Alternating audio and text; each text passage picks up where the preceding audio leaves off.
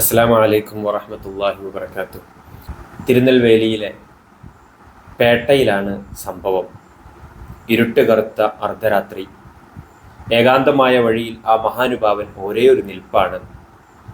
അകലെയല്ലാതെ കാണുന്ന ആ വീട്ടിൽ നിന്നും ഒരു സ്ത്രീയുടെ ശബ്ദം കേൾക്കുന്നുണ്ട്.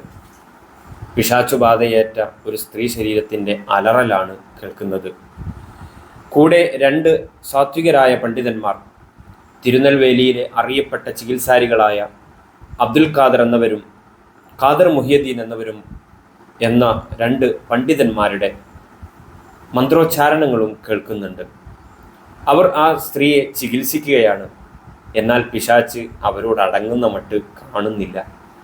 പുറത്തു നിൽക്കുന്ന മഹാനുഭാവൻ തൻ്റെ വലതുകാൽ പൊക്കി നിലത്ത് ആഞ്ഞു ചവിട്ടി, ഉണ്ണീൻ മുസ്ലിയാർ എന്നെ കൊല്ലുന്നേ, ഞാൻ പോവുന്നേ എന്നും പറഞ്ഞ് ആ സ്ത്രീ ശരീരം പിന്നീട് കരയുന്നതാണ് കേൾക്കുന്നത്.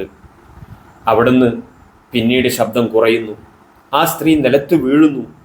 പിന്നീട് അസുഖം പതുക്കെ മാറുന്നതാണ് കാണുന്നത്. ഇത് കണ്ടു നിന്ന ആ രണ്ട് പണ്ഡിതന്മാർ കാര്യമറിയാതെ പുറത്തോട്ടിറങ്ങി. ആരാണ് ഉണ്ണീൻ മുസ്ലിയാർ? ഉണ്ണീൻ മുസ്ലിയാരെ തേടി അവർ പുറത്തേക്കിറങ്ങി. നോക്കുമ്പോൾ മരത്തിനു താഴെ നിൽക്കുന്ന ആ പണ്ഡിതനെയാണ് അവർ കാണുന്നത്. അടുത്തേക്ക് ചെന്നു, പരിചയപ്പെട്ടു. കണ്ട മാത്രയിൽ ശിഷ്യത്വം സ്വീകരിക്കണമെന്ന ആഗ്രഹം ധരിച്ചു. മഹാനുഭാവനുമായി സംസാരിച്ചപ്പോൾ മഹാനുഭാവൻ അവരോട് പറഞ്ഞു, നിങ്ങൾ മധുരയിലെ സിക്കന്ദർ മലയിലോട്ട് വരിക, ഞാൻ അവിടെ ഉണ്ടാകും. വൈകിയില്ല. അവർ സിക്കന്ദർ മലയിലോട്ട് പുറപ്പെട്ടു. സിക്കന്ദർ മലയിൽ ഇന്നത്തെ പോലെ ചെത്തിമിനുക്കിയ സ്റ്റെപ്പുകളൊന്നും അന്നില്ല. കഷ്ടപ്പെട്ട് ആ ആത്മീയ സൂര്യനുമായുള്ള ആത്മാർത്ഥ ബന്ധം പുലർത്തണമെന്ന അതിയായ ആഗ്രഹം, ആ കുന്ന്, ആ പർവ്വതം കഷ്ടപ്പെട്ട് മുകളിലോട്ട് അവർ നടന്നു കയറി. മുകളിലെത്തിയപ്പോൾ ആ പർവ്വതത്തിൻ്റെ മുകളിൽ അവരൊരു ഗുഹ കാണുന്നുണ്ട്. അതിനകത്ത് സാത്വികനായ ഒരു പണ്ഡിതനെയും അവർ കാണുന്നുണ്ട്. ശ്രദ്ധിച്ചു നോക്കി, അത് നേരത്തെ കണ്ട ഉണ്ണീൻ മുസ്ലിയാർ തന്നെയാണ്.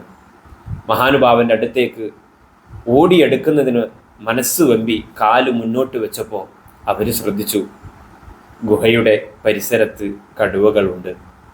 കടുവകൾ കാവലിരിക്കുന്നതായിട്ടാണ് അവർക്ക് അനുഭവിക്കുന്നത്.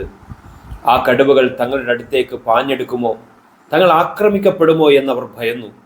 പേടിച്ചു നിൽക്കുന്ന ആ രണ്ട് പണ്ഡിതന്മാരെ കണ്ട ഉണ്ണീൻ മുസ്ലിയാർ തൻ്റെ കൈകൾ കൊണ്ട് ആ കടുവകളോട് മാറി നിൽക്കാൻ വേണ്ടി പറഞ്ഞു. അനുസരണയുള്ള മക്കളെപ്പോലെ ആ കടുവകൾ അവിടെ നിന്ന് മാറി നിൽക്കുകയാണ്. സന്തോഷത്തോടുകൂടി ഉണ്ണീൻ മുസ്ലിയാരുടെ ചാരത്തേക്ക് ആ രണ്ട് പണ്ഡിതന്മാർ അടുത്ത് നിന്നു, ചേർന്നു നിന്നു. അവർ അടുത്തു സംസാരിച്ചു. അവർ ഇജാസത്തുകൾ കരഗതമാക്കി ആത്മീയമായി അടുപ്പം പുലർത്തി. പിന്നീട് ആത്മീയ ലോകത്ത് നക്ഷത്രങ്ങളായി ആ രണ്ട് പണ്ഡിതന്മാർ മാറി.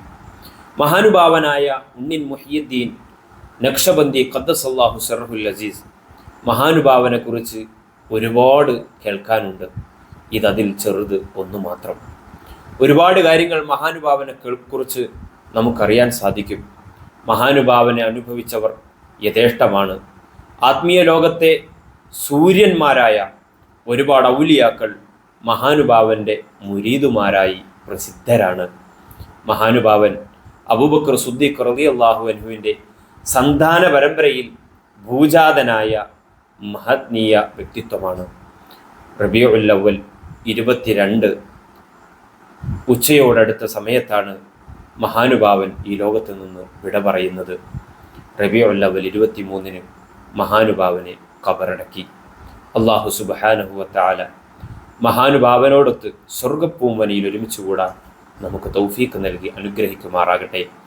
ആത്മീയമായി മഹാനുഭാവനുമായി ബന്ധം പുലർത്താനും ആവശ്യമാവുന്ന ഘട്ടങ്ങളിൽ ദുനിയാവിലും ആഖിറത്തിലും ആ മഹാനുഭാവൻ്റെ മദദ് നേടാനും അള്ളാഹു നമുക്ക് ഉദവി നൽകട്ടെ.